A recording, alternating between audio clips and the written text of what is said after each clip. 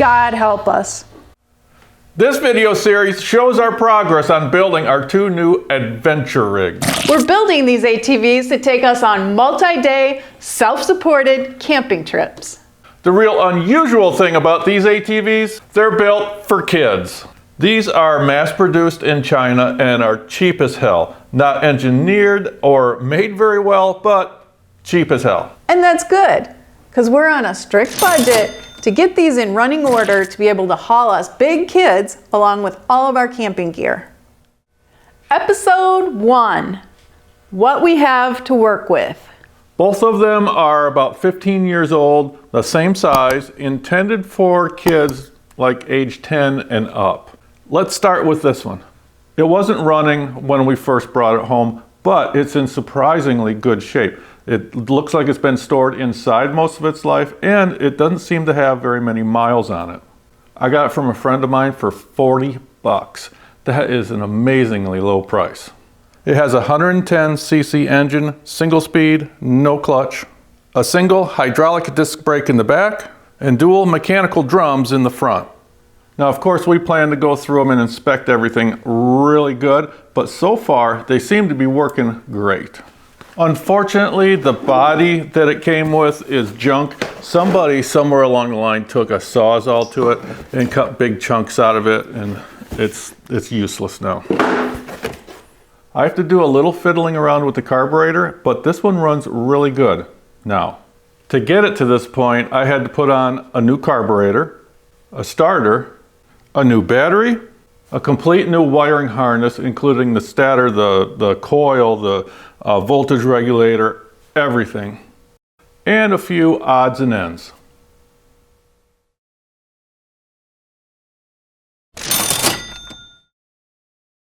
I feel pretty confident that this one isn't going to give us too many surprises. This one has been rode hard. There's been a lot of fun had with this one. We bought it for $200, which I think is a fair price. The body, although it's missing the lights, is in surprisingly good shape. The frame, and I'll get a better idea once I get the body off, but it looks like it has some asymmetrical bends to it. I'm hoping it's not too bad.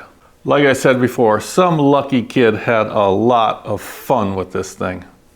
It originally came with a 110cc engine. A couple owners ago swapped in a 125. And along with that came a gearbox, 3 forward gears, neutral, and reverse. We haven't got this one running yet, but it does turn over good. Has the same type and style of brakes as the other ones. 2 mechanical drums in the front and a hydraulic disc in the rear. Unfortunately, they don't work right now. The rear needs a new brake lever, maybe more. Something just doesn't feel right with it. The front could use new cables and definitely some good adjustments. Someone took off the original gas tank and put this one on that it looks like they got off of a lawnmower, ratchet strapped onto the front rack here. The rack too is a bit twisted out of shape. It's actually being held on by just a strand of wire up here.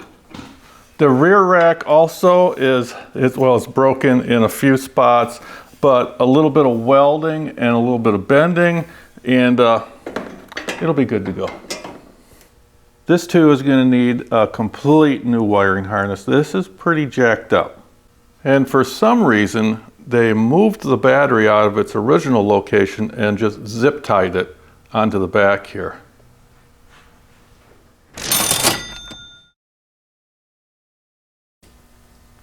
Okay, so this is what I'm thinking. Since this one is in such good shape, we take the body off of that one, repaint it, put it on this, and make this one kind of look normal. On this one, we go with no body because a new one costs between 150 and 200 bucks, and that would totally blow our budget. We can fab up some footrests and maybe some splash guards out of some sheet metal or something, but yeah, no body on this one. Then this one's yours. That's cool.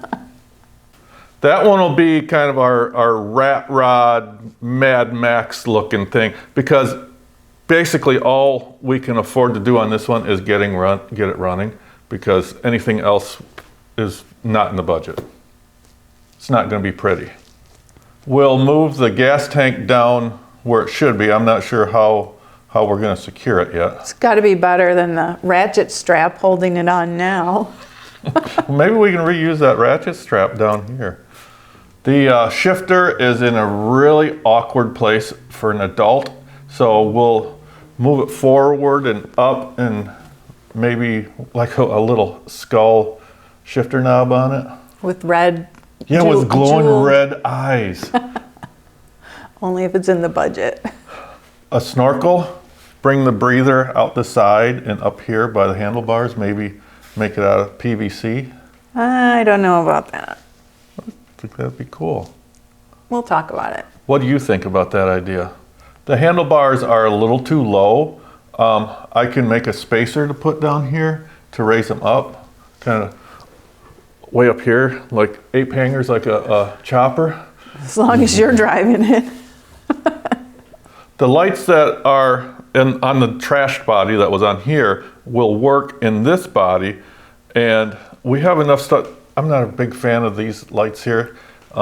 They might work, but I think we have enough lights and crap laying around here where we can come up with something for lights for that one. I can't believe I'm saying this, but that actually sounds good. But remember, they both have to come in under budget. I feel like I need to do an honorable mention. This is one we brought home thinking we could use it. Turns out it's too small for either of us to fit on it safely. And it's never been wired for lights. It only has a single rear brake, no brakes in the front. But the biggest reason why we can't use this one, in most states you have to register for a trail pass or whatever. And in order to do that, the ATV has to have a serial number or VIN number stamped on it. Unfortunately, at some point in this thing's life, somebody took a grinder to the VIN number etched on it. So this one is going to go home with the grandson next time they visit. Next episode, I'll have the body off the rat rod and I'll get a good look at everything that's under there and come up with a parts shopping list. We also need to decide on a color we want to paint that body that's going to go on here. Do we want designs in it, lettering? If you have any ideas on that, let us know in the comments below. Yeah, if you have any suggestions or ideas on either one of these, pass it by us. We really want to involve you in this too. Sure, that's so you can blame them if something goes wrong. Yep. Well, that's it for now. We'll be back in a few weeks to show you our progress. I can't believe I'm saying this, but... You forgot your lines. Yeah. This video series shows the progress on what? To get these in running order to haul us big kit. Damn it. Because we're on a... I'd like to take a snow shovel and fab it into a plow for the front of this. Think how fast we could plow the driveway, especially with the snow coming. It's not a bad idea. And along with all of our camping